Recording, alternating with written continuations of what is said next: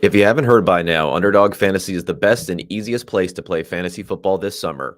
We've all been there in fantasy football leagues. It's Sunday morning and you're digging through news reports trying to figure out whether to start your stud wide receiver that tweaked his hamstring last week. Or you have a player on your team who hasn't been getting in the end zone and then 1 week suddenly goes off for 30 points on your bench. With Underdog Fantasy, all the stress of who to start each week is lifted off of your shoulders because it's best ball format. Draft your teams before the season starts and get the best score in your lineup each week. Right now, you can draft an Underdog's Best Ball Mania 3 tournament to take your shot at $10 million in total prizes.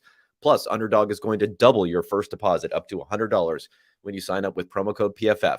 Also, if you play 10 of those dollars, you get a free PFF subscription. Underdog drafts close before NFL kickoff. Not much time left here. So what are you waiting for? Go to underdogfantasy.com or the App Store. Play $10 with code PFF and draft your best ball mania team today.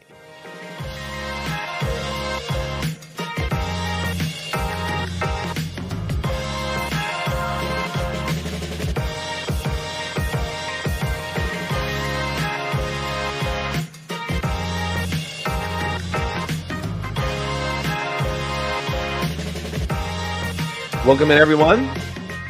We are here. The special Tuesday edition of Unexpected Points here.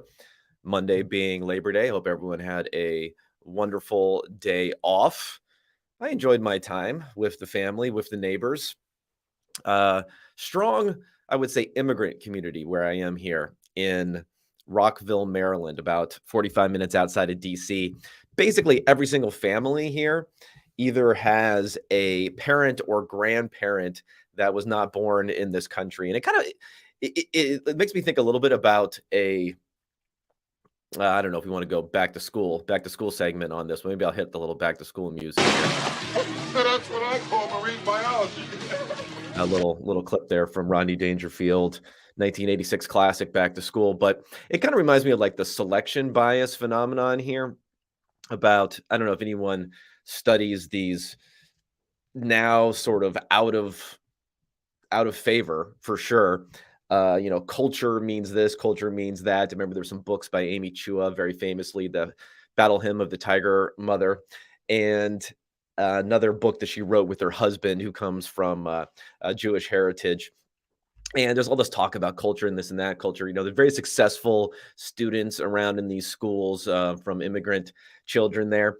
And a lot of it, and I'm going to steal a line from Adam Harstad here. For those who don't follow Adam on Twitter, you should do so. Read a lot of his writing that came back to Football Guys, some foundational stuff, not only in fantasy, but also just thinking about the game. But his joke, and I think it's kind of true, is everything is selection bias. In other words, when you're looking at two groups of individuals and you're trying to figure out why group X is outperforming group Y, why there's a differential in a certain statistic, where we're talking about sports between different groups or players, or whether they're, lined up with one set of participation rates versus another, what's going on there. You can almost always pin everything on the fact that the groups that you're looking at, while they may look similar, they may have similar attributes, there really is a bias in who is selected into one group or another. And I think in a real life example of that is when we're talking about the educational and then eventually, job and monetary success of a lot of immigrant groups that come into the country, is that you have a selection of people who either A, got into the country because they were highly educated, and you have a lot of different visa programs, particularly those that popped up 1965 and on, letting people into the country based upon having graduate or undergraduate degrees in certain needed fields to come in. So of course you have a little bit of a selection bias there. And then you also have, people who applied to come into the country versus those who don't and have gone through the process and are going to be probably a little bit more highly motivated there. So I thought it was an interesting display just to see everyone out here and all the different success of the different kids. Although I will say there's a lot of Russians in the community here. I will say, I don't know if this is a bias of mine personally. I don't know if you guys have biases when it comes to different accents and different people, but I just generally think Russians are smart. Don't ask me why necessarily. Maybe it's because of having been involved in some chess stuff in the past. There's been some great Russian, grandmasters in that area, or whether it's, great literary works by Tolstoy and Dostoevsky and all those guys there that have come through. But I generally have that bias in that direction. And it kind of brings me to another phenomenon. And I know I'm going a little bit of a diatribe here at the beginning, talking about other things than the football. We'll get to the football in a second. But another interesting kind of life thing that came through that showed me another, potential back to school concept here. I don't know how many of you guys are familiar with the Streisand Effect, but when I was watching the US Open over the last week, they're doing this very weird thing where for the Russian players and the players from Belarus, players who were banned from coming to Wimbledon, which was a very, very strange. But for those players, when you see a graphical layout of all the different brackets, they have the flags of the various countries that these players are from in tennis. Tennis, massively international sport. And then they just have a blank spot next to the players who are from Russia or from Belarus. And then when the players are on the court and they have the name and then the abbreviation for the country, rather than having RUS for Russia, or I don't know what it is for Belarus, it's just blank. Again, it's just blank, as if it doesn't exist. And this kind of reminds me of the Streisand Effect. For those who don't know the Streisand Effect, maybe I should detail that in a little bit more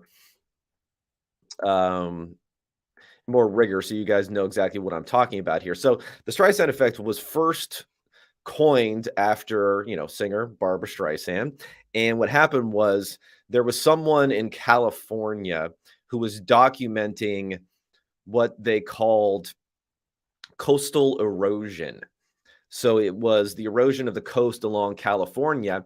And as part of these different shots, one of the shots was of this huge Malibu mansion that Barbra Streisand had, clifftop mansion that she had there.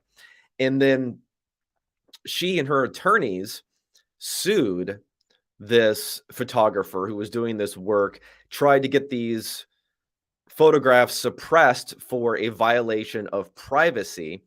I mean, the suit failed. And not only did the suit fail, this is when we come to the Streisand Effect, not only did the suit fail, but then this image of her house had been downloaded 6 times total prior to her suing to have this suppressed. And 2 of those times were by her own attorney. So only 4 times it had been downloaded by anyone other than Barbra Streisand's attorneys. And then once she filed this lawsuit, brought attention to it, everything else, the exact image she wanted to suppress ended up being downloaded more than 420,000 times over the following month. So it went from 4 downloads to 420,000 downloads, all with the intention, at least initially, of suppressing it. And it kind of reminds me a little bit of what we're seeing with the US Open, with not having the flags there for the Russian and Belarus players, not having the name there. It just makes you think, and it almost brings it to your attention, everything that is trying to be kind of suppressed or pushed out to the side. It's actually throwing it in your face, the fact that it's the weirdness of the whole thing of it going away, and the Barbra Streisand effect there. All right, so let's get into the football. That's enough of my little weak diatribe here on things that have gone on. Let's get into the football here. And I'll first say that for those who are listening here and plan to continue listening during the season to Unexpected Points, the schedule is going to be a little bit earlier than we've been doing during the offseason. If you're gonna watch on YouTube, it's going to be 9 a.m. on Monday, Wednesday, Friday. Monday, a review of everything that happened on Sunday. Wednesday, a somewhat late review of Monday Night Football, and then a preview of the coming week. And then Friday, a in-depth review of the Thursday Night Football. So that's going to be the schedule during the week. For this week, it's going to be today and Friday. I'm going to come back after the kickoff Thursday game and review that after that happens. For this particular episode, let's talk about the news of the week, and then we're going to talk about week 1, some markets, some betting markets that do not align with the numbers that I have. I'll go through all of that methodology for you before we get to it. And we can look at some, recreational little money we can sprinkle in a few different areas if we want to have some fun watching these games this weekend. All right, the biggest news of the week, and it's a little bit old now, but I haven't had a chance to talk to you guys since it came down, is Russell Wilson's contract extension. And it's 163 million is really going to be earned over the next 4 years, no matter what. I think that's the way really to look at this thing. I know that it is a 4-year extension on top of a couple of years that are left. There's all this talk about guaranteed money. Why didn't he get a fully guaranteed contract? Will he get a fully guaranteed contract? What does this mean for Lamar Jackson and his ability to get a fully guaranteed contract? I just do not understand. And it's really annoying me. And the whole Deshaun Watson sweepstakes that happened, where he was a de facto free agent and was able to get that fully guaranteed contract, just brought this back into everyone's consciousness. And it just annoys me because the NFL is not a guaranteed contract business. I'm sorry. That's just the way it works. Quarterbacks are going to have to give something up in order to get a guaranteed contract if they are not a free agent. That's the way it works. Russell Wilson is not going to get a fully guaranteed deal. Lamar Jackson is not going to get a fully guaranteed deal unless they give up something significant. And from their perspective, why would you give up money to get this guarantee when there's very little evidence, really no evidence of elite quarterbacks being cut and losing out on money that they would have been scheduled to earn in the non-guaranteed portion of their contracts? And there's not even that much evidence of non-elite quarterbacks who get big deals suffering greatly from the fact that they did not have a guaranteed contract. So with all that in mind, why would Russell Wilson only take fewer years on as an extension here? They're going to have to guarantee everything, including the years that were left on it, and then say, you know what, I'll take an, $5 million less a year in order to do that. Why should you do that when it's pretty much a guarantee, the way this is structured and the way the rolling guarantee structure at the end, that he's going to earn, again, 163 million over the next 4 years, no matter what. It's going to happen. Will he necessarily be paid in his 39th and 40th age years on these contracts? Maybe not, but it's not inconceivable at 45 million, 50 million a year for those seasons that he'll still be there and he'll still earn that. And I don't think he minds giving up the guarantees on that in order to get all of this cash up front. He's not a free agent. Kirk Cousins got the fully guaranteed deal because he was a free agent, and B, because it was a short-term deal. So the deal kicks in on day one. It was a 3-year deal at the time, fully guaranteed. Remember, this Russell Wilson deal, you have 2 more years left on the end of his last contract, then another 4 years. You're not going to get a 6-year fully guaranteed type of deal out of this. Just not going to happen. Not going to happen at all. Lamar Jackson, while he is technically entering the last year of his, 5th-year option for his contract, still with the franchise tag out there, and he'll probably be tagged if they don't do a deal before this season. There will be another year there, so that'll be lopped onto the end of the franchise tag, and it'll be extended out there, and he's not going to get that amount. And if anyone thinks that, Lamar Jackson may need these guarantees or would prefer these guarantees more than your normal quarterback because of his style of play, because of the fact that he could get injured, I mean, those are all reasons, if the team is giving up that guarantee, to ask for a concession on Jackson's part to take less money. Now, we know Jackson doesn't have an agent. Maybe that's playing into it. We don't really know what his exact demands are on the guarantee side, but a lot of people are speculating because of the Deshaun Watson contract, how it's working. But the reality is that at least people in the media, people in the contract world and the agent world should know that it's farcical to think that players are going to be getting guaranteed deals. This is going to become like the NBA. The NFL is just different. And if players really want these fully guaranteed deals, they're going to be much shorter, especially outside of the quarterback position, and they're going to be earning less money. If that's what you really want, but everything is a give and take. I think it's illustrative to also look at some of these quarterback contracts in the future to say, okay, what examples do we actually have of guys who didn't get guarantees through the end, which is pretty much everyone, other than Kirk Cousins and now Deshaun Watson. So guys who didn't get guarantees to the end, how much money was really lost for the fact that they did not get guarantees. And we're going to go to the non-elite bucket. And I think I put Russell Wilson into the elite bucket for sure here. But even the non-elite bucket, Jimmy Garoppolo would be one here. He signed a $137 million 5-year deal back, and I don't remember, I guess it was after the 2017 season, because he came midway through 2017, right? So it's for 18, 19, 20, 21, 22. So this is the last year of his deal. So he is taking a slight bit of a pay cut this season for the fact that it's not guaranteed. Yet we talk about a quarterback who at that point in time had 7 starts, I want to say, to his name before he signed this deal in 2017. And his team drafted a quarterback in the top 3 using a trade up, which cost them 3 first-round picks a year ago. And even then, a guy who's being, not so gracefully pushed out the door. Even then, Jimmy's going to earn at least $120 million of the $137 million deal that he had for a player who signed this deal as a guy who had 7 starts to his name at that point in time.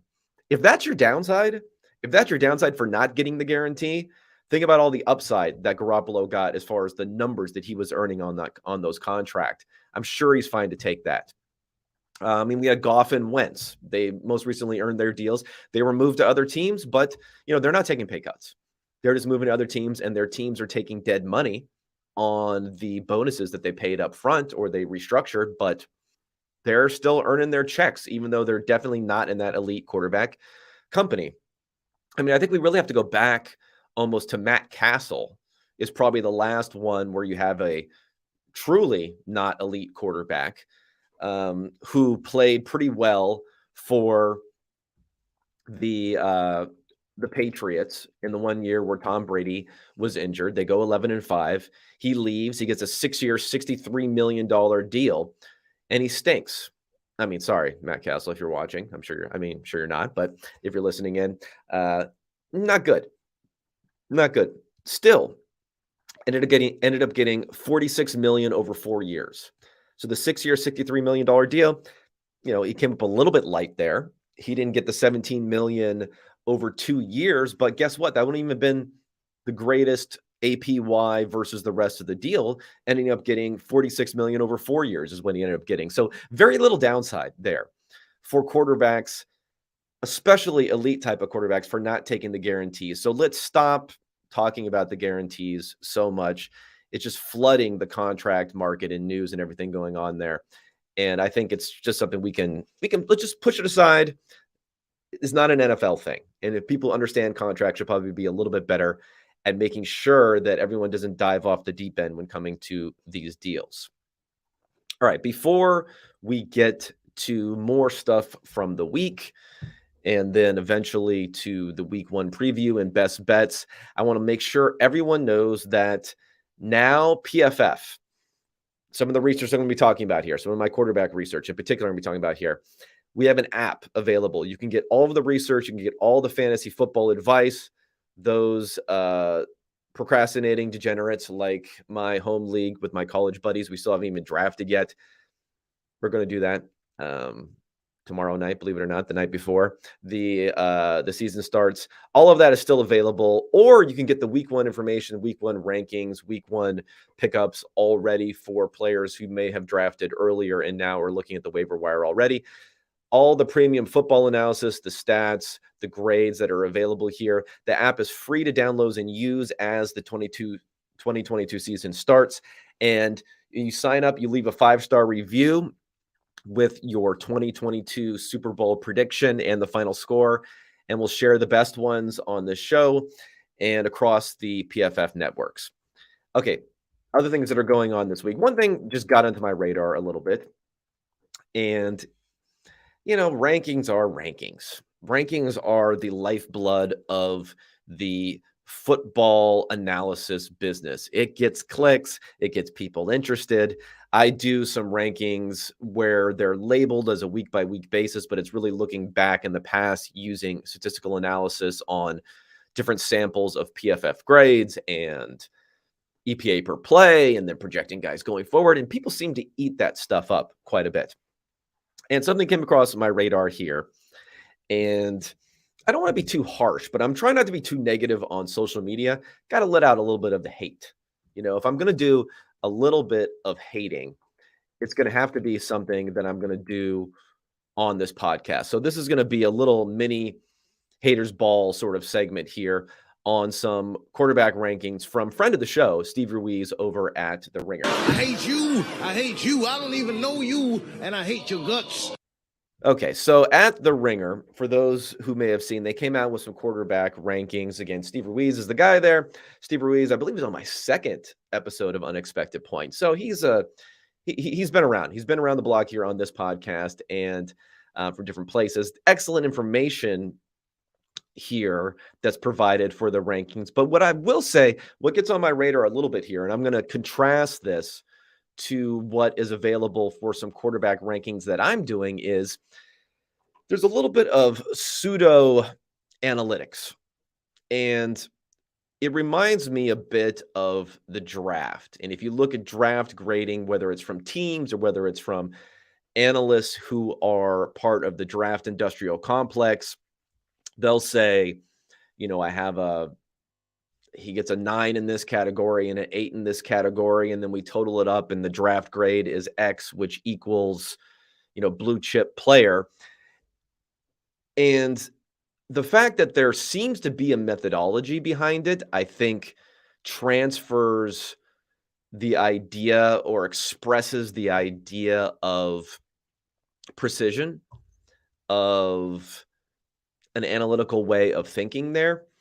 But then a lot of that is going to quickly fall apart if you just dig back behind it a bit and you just ask why to certain questions. You say, why do you use this scale? Why is the buckets broken up in this direction? Why would you say you want to draft a running back who scores a 9 on this scale versus a quarterback who drafts a 6 on this scale? Like, what is behind all of this?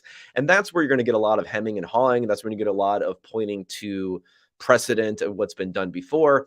And you're not necessarily going to get a lot of real hard evidence as to why the methodology is the way that it is.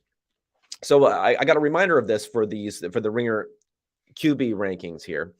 And for those of you who are watching on the YouTube here, I'll go ahead and I'll share this. You can look at it. It's like giving free advertising for the Ringer. So maybe they should be happy about the fact that I'm going through a lot of this here. So I'm going to bring up the Ringer's QB rankings here again. And the pseudo analytical part of this is, if you look at it a bit here, you get the idea that there are categories for how they're grading quarterbacks. And as an overall grade, which is based upon a mix of grading for accuracy, arm talent, creativity, decision-making, pocket presence, and pre-snap. Now, there can be some value in having metrics on there, but you have to be very, very careful about, like, why are these the important metrics? How are you actually measuring it? What does a 99 mean versus a 90 in these sorts of scale? And I'm not sure any of these things could really be answered. Maybe I should have had Steve on the podcast to ask him if these things could be answered, but I'm not sure any of them can. And if you even look at the methodology behind how these things are mixed together, it says that 25% of the overall grade is accounted for with accuracy, 25% is decision-making, 20% is arm talent, whatever that means, and then creativity, pocket presence, and pre-snap, meaning I'm assuming how good they are pre-snap of diagnosing things, all make up 10%. Where do you get those numbers from? No idea. No idea why that's the mix that you ended up getting, other than the fact that maybe you iterate on that and the overall grade rankings that you get in the end, you're like, oh, those look pretty good. So I'm just going to go with that. And then the reason that I think it can be a little bit troubling is because it gives the impression of some sort of objective, fact-based analysis, when in reality, you can just back into whatever grade you want for any particular player, whatever ranking you want for any particular player, based upon these numbers that we have here. And there's even a very egregious example of exactly that. If you go down to Lamar Jackson at number 8. Remember this whole kerfuffle over Lamar Jackson and his ranking and not being a top 10 guy, and people, throwing themselves off of the bridge, being so upset about the fact that he might be seen as being the 11th best quarterback. Well, Ruiz has him here at number 8. But then in the different categories for creativity, he gives Lamar Jackson 120, where nobody has higher than 100 in any category there. So you have to say, that's kind of interesting. You're like breaking the scale for this one player. I mean, I know he's elite. I know he can run better than any other guy, but a lot of NFL quarterbacks can run pretty well nowadays. And then you start thinking about, well, why is creativity at 120% here? And then you start saying, oh, well, this is just a clear lever. At least it looks like a clear lever to get the right ranking for Lamar Jackson. If he was a creativity of 100%, his overall grade would be a couple of points lower, which would put him lower if he had 100, right? 100 being the top for which should be the top for creativity. His overall grade would drop 2 points because that's 10% of the grading. So which means it would put him below Joe Burrow at number 9, which is kind of a low ranking here for Burrow. It would put him below Kyler Murray at number 10. It would put him below Matthew Stafford at number 11, and it would have tied for number 12 with Matt Ryan. So again, you're giving this idea of, hey, I got these metrics here, and this is a science that I'm building this together and based on everything. But then you're just throwing the scale out the window in order to get Lamar Jackson up to number 8, where he would have fallen out of the top 10 and would have fallen to the exact sort of thing that everyone's complaining about, the fact that Lamar Jackson was not a top 10 guy. Now, just to contrast it maybe a little bit for what I'm doing for the week 1 rankings, and I've talked about some of the Bayesian analysis that I do before, so I don't want to get into it in too much detail here. But for the quarterback rankings, it's a lot simpler. It may not be giving as much information, but I think it's important that you're actually testing based upon what predicts what you want to get in the future. So when I'm using this sample-based analysis of grades, and I'm taking PFF grades and EPA per play, then bringing those together, yeah, it's a pretty simple 50-50 mix, but I tested a bunch of different ways of mixing this together to come up with the best projection for how they're going to perform in an efficiency stat going forward.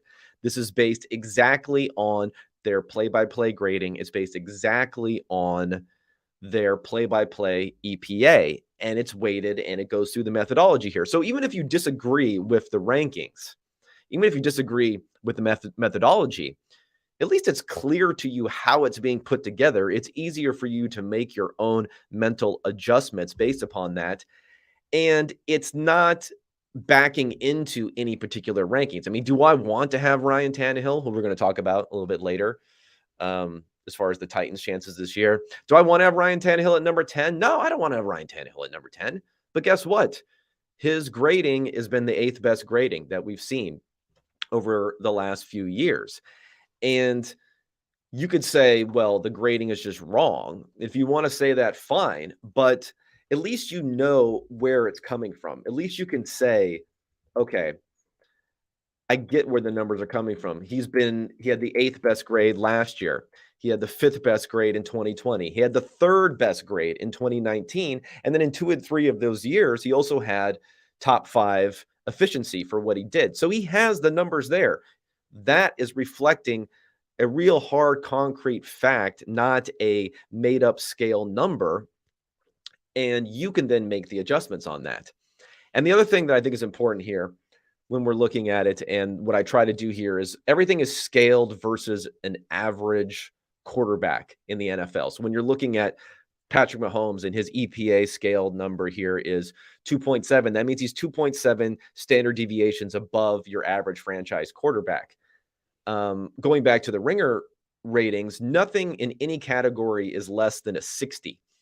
But what does a 60 mean? Nobody even knows what a 60 means. No one knows what a 50 means. No one knows what a 90 means. So at least this is explicit. I'm trying to be explicit with the quarterback rankings of being able to say this is exactly how it lays out versus a franchise level quarterback historically.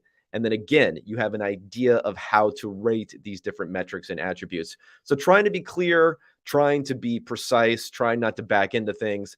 If you're going to use analytics, that's the way you have to do it. That's the way you want people to be able to not only take away looking at the ranking, but being able to make adjustments on their own and figure things out on their own going forward. That's what we have to do in real analytics, as opposed to, again, some of the pseudo analytics and pseudo numbers that may be out there for us all to see. All right, before we get to the week 1 previews / bets that I like this week, we're going to talk DraftKings. Get ready. This is going to be pretty appropriate here for something to hear. So get ready for week 1 action. DraftKings Sportsbook, the official sports betting partner of the NFL.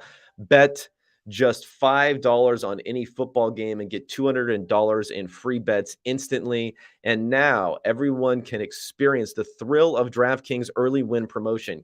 Get up 7, you win. Bet on any NFL team of your choice. And if your team leads by 7 points at any point during the game, you get paid instantly, even if your team loses. DraftKings is safe, secure, and reliable. Best of all, you can deposit and withdraw your cash whenever you want. Download the DraftKings Sportsbook app now. Use promo code PFF to get $200 in free bets instantly when you place a $5 bet on any football game. That's code PFF, only at DraftKings Sportsbook. 21 and over in most eligible states, but age varies by jurisdiction. Eligibility restrictions apply. See DraftKings.com/sportsbook for terms and resources. Gambling problem? Call 1-800-GAMBLER. In Tennessee, call or text the Tennessee Red Line at 1-800-889-9798. And in New York, call 877-HOPE-NY or text HOPE-NY. 1 per customer, minimum $5 deposit and wager. $200 is issued as 8 free $25 bets. Okay. Week 1 is upon us. Thank God. And searching through the different point spreads for this week, there's been a lot of movement. The Chiefs have gone versus the Cardinals have gone from 2.5 up to around 6. Many others have moved in the other direction. I'm actually going to go against some of the quote-unquote sharp movement, presuming that it's based upon sharp movement for some of these bets, and look at what may be worthwhile. I think it's interesting, the Steelers and what's going on there. Today it is confirmed that Mitch Trubisky will be the starter, and that was probably baked in as well as it could be into the line beforehand. This originally opened as a 6-point favorite for the Bengals at home. It's gone to 6.5, which is, a key half point going, 6 is a very common score differential there. So it means something. I just do not get this decision for Mike Tomlin. I like Mike Tomlin, but I think he's falling into this old school quarterback evaluator type of mentality where you're going to want to take the certainty of the rookie. But the reality is, this is a team, the Pittsburgh Steelers, they made the playoffs last year. They're probably thinking, let's try and make the playoffs this year, and Trubisky is going to be the way to do it. But guess what? You go to the betting markets, and they are minus 450 to make the playoffs this year. If you want to bet on them to make the playoffs, you're going to get a pretty good odds on that. It basically means the implied odds. I'm sorry, it's not minus 450, it's plus 450 to excuse me, to make the playoffs. So it's basically saying it's about a 20% chance that they're going to make the playoffs this year. Is that something that you really want to lay down on and say, let's potentially stunt or at least not accelerate the development of our rookie quarterback who was a super senior, who's an older rookie quarterback? Let's give all these practice reps to Mitch Trubisky, who comes in at 30th in my quarterback rankings of all 32 teams. So you're locking yourself into a guy with much longer of a performance history, much less likelihood of taking a step forward this year, who's probably a bottom 5 quarterback. You're locking yourself into that play. How is that going to help you defy the odds to get into the playoffs? Defy the odds that are telling you right now you have less than a 20% chance of getting into the playoffs. How is Mitch Trubisky going to help that? It's just not. And this reminds me a little bit, I'm not saying it's an exact analogy, but it reminds me a little bit of 2017 when in the offseason, believe it or not, there was a question for the Houston Texans of starting Tom Savage or starting Deshaun Watson. Even DeAndre Hopkins weighed in, was all about Savage, was for Savage starting there. And Watson probably even looked worse during the preseason than Kenny Pickett looked, who, acquitted himself pretty well, who was getting the ball out quickly, who didn't make any turnover-worthy plays, who was moving the ball down the field, was moving in the pocket pretty well. So Watson probably even looked worse than that. But more importantly, you should just know that development is not linear. Just because you're not seeing X bar that you want in practice or in the preseason, or there might be slightly below or somewhat below the veteran player that you're seeing at that point in time. Development is not linear. What you're going to see the next week or the week after from the rookie could be much, much, much better than what you had seen in the past versus the veteran who is who he is. We have thousands of dropbacks for Mitchell Trubisky being who he is. We know who he is. So I think it's very much like with the Texans, they decided our number 12 pick overall, Deshaun Watson, we're not going to start him. We're going to give all these practice reps to Tom Savage.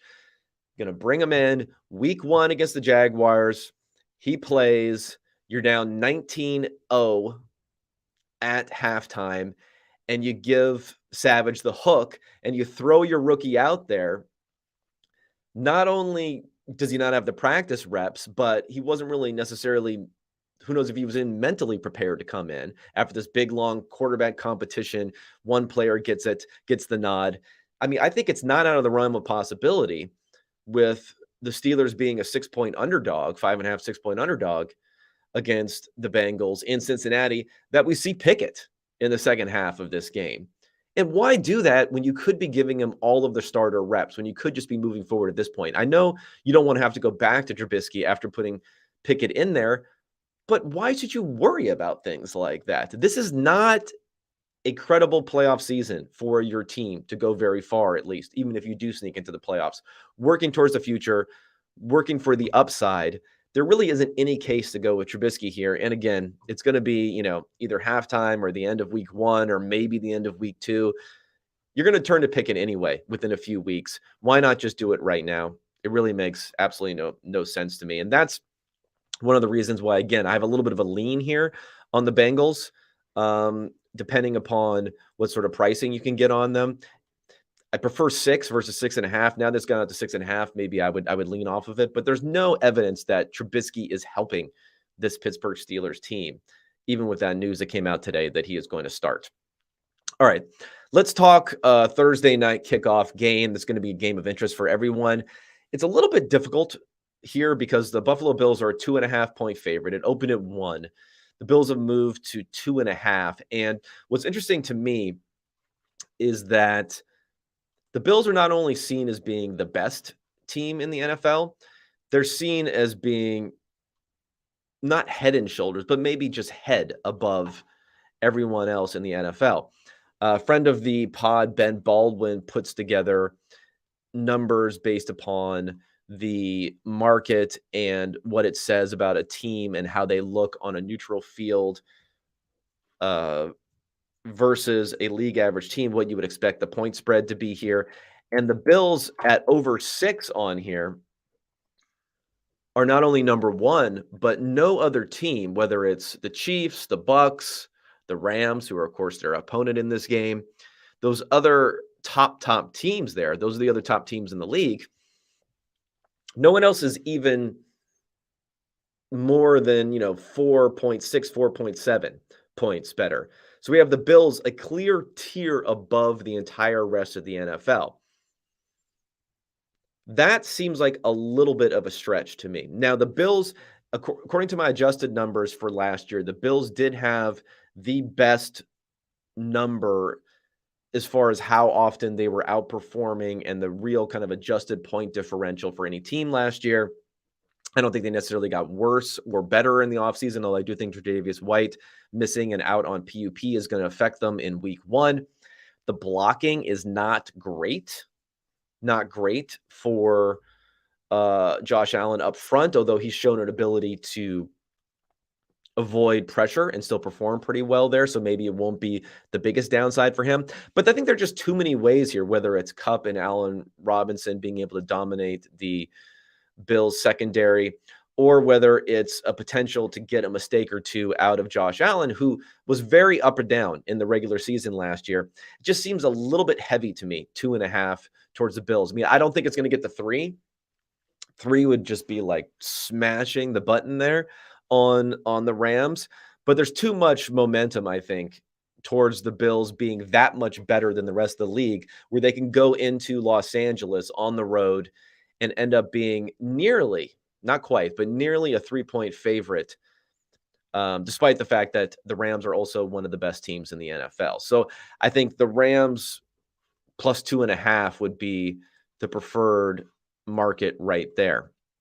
Okay, this one's not going to be very popular, but another one that pops up on the radar is the Washington, I was about to say football team, but the good old Commanders as a 2.5-point favorite now. Now, this is one where the quote-unquote sharp money has been coming in on the Jaguars, because I believe it was 3.5 at one point. It definitely was 3 very recently, and now it's gone under 2.5. So that 3 is a huge, huge, huge key number. So the fact that it's under 3 makes me want to lean towards the Commanders here. And this is really going to be a situation where Carson Wentz is bad or not great, but better than Taylor Heineke. I mean, he comes in as being like the 23rd, 24th best quarterback, according to my rankings and my projections going forward based upon his sample history, whereas Heineke would have been more like 28th or 29th if he was in the equivalent spot. So you're getting a little bit of an upgrade there.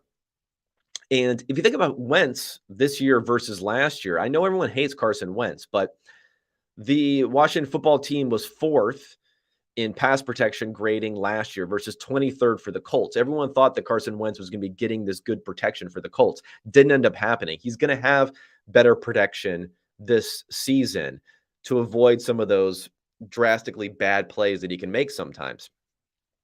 And also, on the defensive side of things, when it comes to the Commanders, sorry, I had a cough there. When it comes to Commanders, their defense fell off last year, but almost entirely because of third down issues. So explosive plays, third down issues. And as Carson Wentz knows well, from the fact that his 2017 outlier performance on the positive side was mostly based upon third down success, third down performance is not very sticky. Not as sticky as first and second down performance. The Commanders defense, as far as giving up first down conversions, on first and second down, top 10 defense, top 8-ish sort of defense. Third down was the 4th worst in the NFL. Fourth down was the 4th worst in the NFL, giving up over 65% fourth down conversion rate. And the story out of Washington is that it was a lot of communication breakdowns. Now, you don't know whether that'll happen again or not, but that's probably one of the quickest things that you can turn around if you can get that communication right, as opposed to a lack of talent, because this was a talented defense that performed very well the year before. This was a defense who brought in William Jackson, signed him to a 3-year, $40 million contract, and then saw Jackson's coverage grade drop from 75 down to 59 year over year. That's something that has a potential to bounce back. And we are talking about defensive performance generally, which is not as sticky. On third down in particular, not as sticky. But they were still getting pressure last year. They were top 10 in pressure and in quick pressures, which can continue this year and I think can give Trevor Lawrence some trouble. I mean, I think Jacksonville is going to be a lot better this year. They brought in some more pieces. There's a potential for a second-year leap from Trevor Lawrence, but I don't know if we've seen enough to project that type of leap forward. And I'm always going to be fading, at least initially in the season, until we have some real evidence, some real regular season evidence, the type of projections we're going to be doing with some teams here, where there's just an assumption of a steady case of defensive underperformance for the Commanders, and then there's an assumption of a leap forward for the Jaguars. Both of those things I think can be slightly off, and that's going to say Washington they only need to win by a field goal here. It seems like a good play, especially to fade what some consensus thinking that's getting a little too far ahead of itself at this point. Okay, we talked about Tannehill earlier as being the 10th best quarterback according to my Bayesian rankings. Now, again, I don't think he's actually 10th best, but Daniel Jones projects as the 31st. So the second worst starter next to Geno Smith. And the reason is we have 4 years now, or we're going into, I should say, the 4th year of Daniel Jones being basically a full-time starter the entire time, other than some time that he had missed. And once you have that degree of evidence, I know we have a new coach, we have a new system, all that stuff. But once you have that degree of evidence, you can be very confident that he's not the guy. It's possible he can turn around. It's happened a few times before. It's happened with a Vinny Testaverde. It's happened with a Jeff George. Does Daniel Jones have the type of talent that those guys did? Maybe. And even if he does have a turnaround like they did, it wasn't like they were elite quarterbacks going forward. So you have that also out of the range of outcomes. So that's why I'm fading a bit the Giants going into this year. And I'm buying a bit of Tannehill, who he's going to be missing A.J. Brown, but he's missed A.J. Brown for stretches before because he's been an oft-injured type of player. And if you think about just the Giants generally, what's not being talked about enough for them probably, because there is some hype around Brian Daboll being in there, a new offensive system. What can he do with him with what he did with Josh Allen before? What's not being talked enough about this is the Giants are not tanking because they don't want to. They're not tanking because they really can't.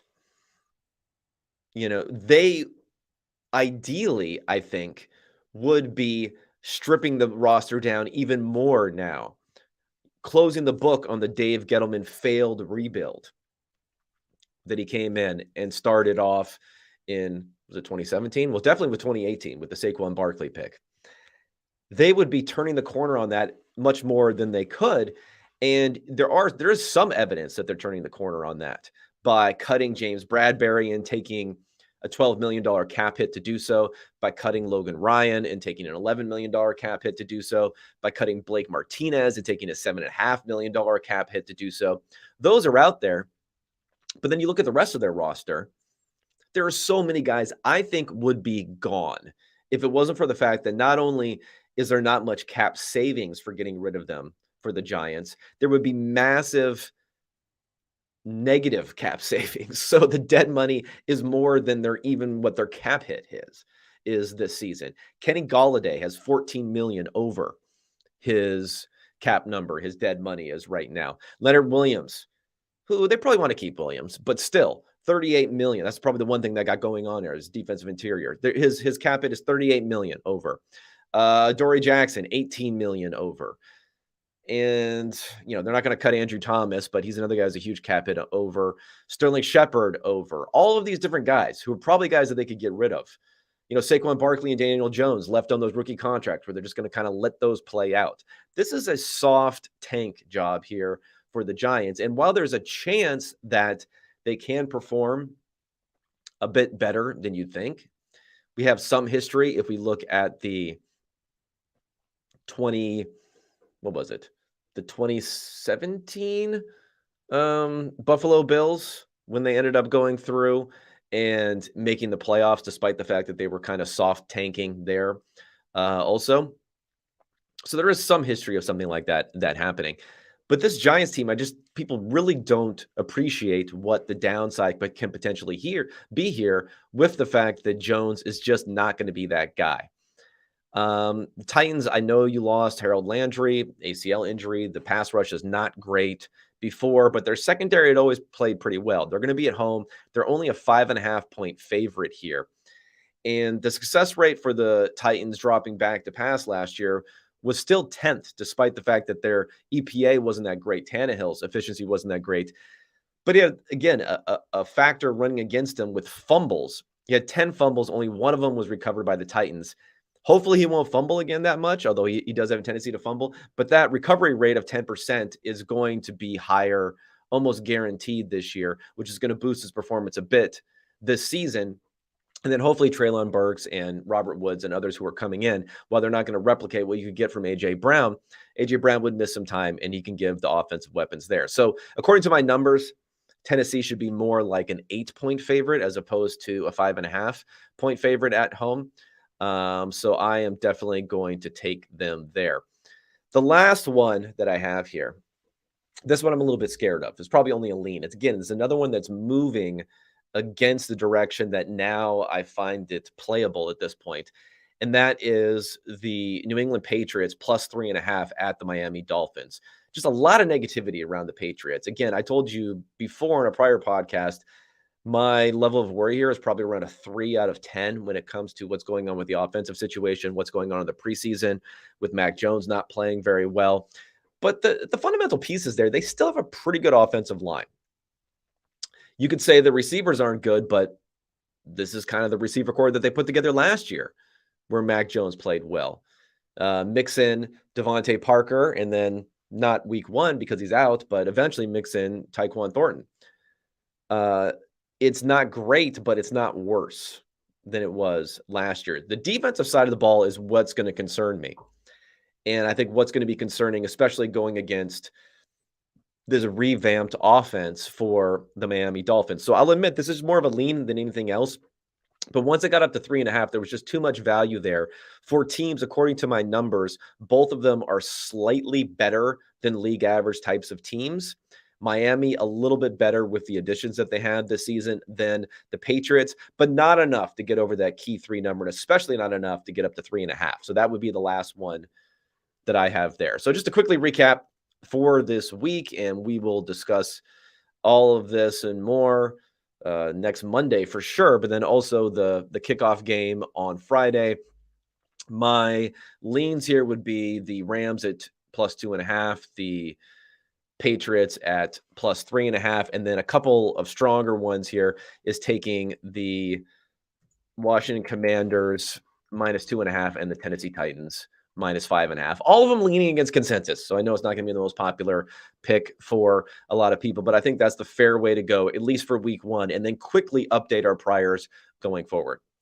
Okay, thanks everyone for tuning in. You got any comments, go ahead and leave them on the YouTube, leave them on Apple Podcasts. Otherwise, I'll be talking to everyone at 9 a.m.